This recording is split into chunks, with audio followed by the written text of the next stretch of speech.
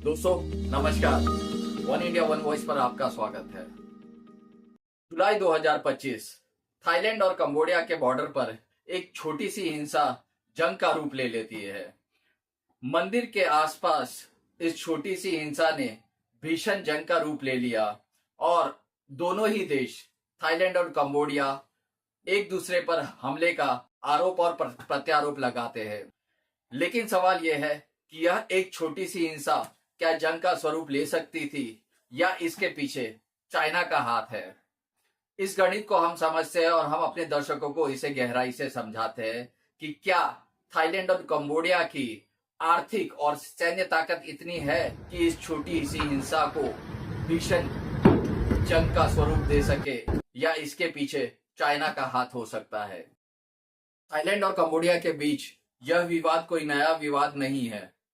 817 kilometre की लंबी सीमा जो 1907 में फ्रांस कॉलोनियल रूल के समय बनाया गया था, आज भी विवाद का केंद्र बना हुआ है।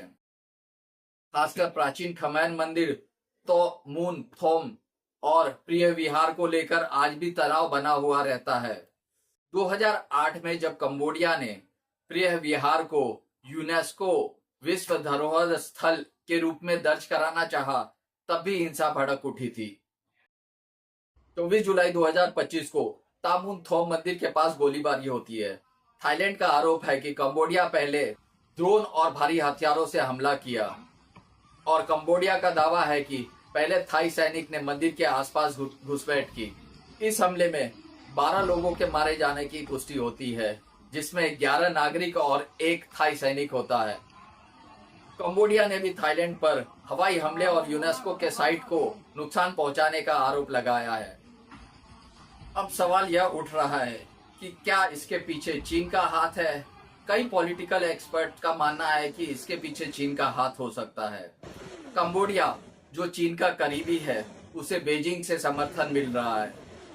कंबोडिया की सेना में काफी चीनी टैंक और हथियार है और 2016 से दोनों का संयुक्त सैन्य अभ्यास भी चला आ रहा है। दूसरी तरफ थाईलैंड की सेना ने अमेरिका से प्रशिक्षण ली है और उनके पास अमेरिकी हथियार है। पॉलिटिकल एक्सपर्ट इसे चाइना वर्सेस अमेरिका का प्रॉक्सी वॉर भी बता रहे हैं।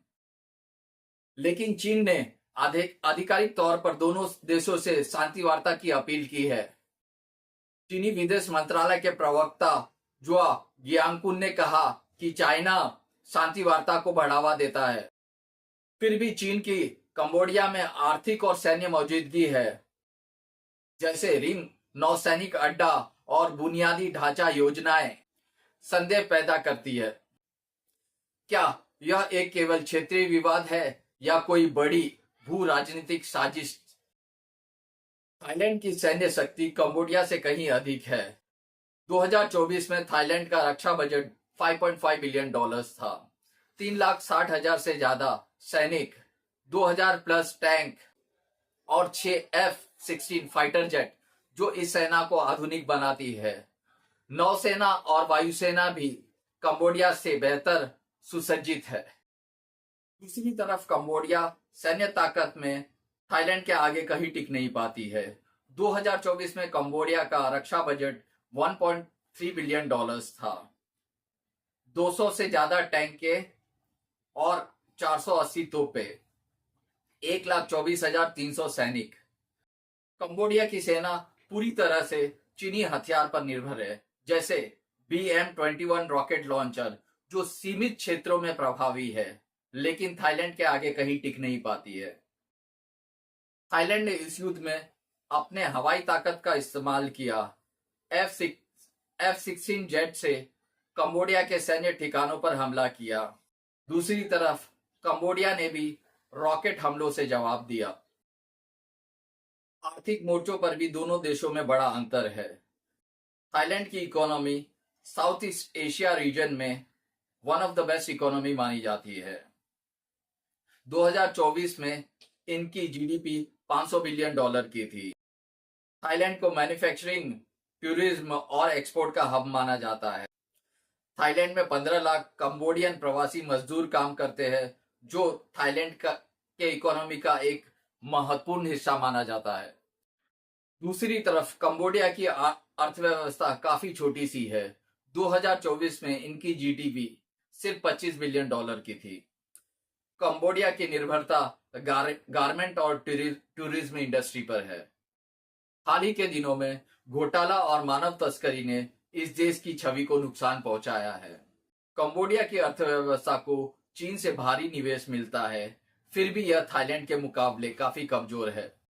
सीमा बंद होने पर और व्यापार प्रतिबंध लगने पर दोनों देशों को नुकसान हो सकता है, लेकिन कंबोडिया पर इसका ज्यादा असर होगा क्योंकि वह थाईलैंड से फल, सब्जी, बिजली, इंटरनेट जैसी सेवाओं पर निर्भर है।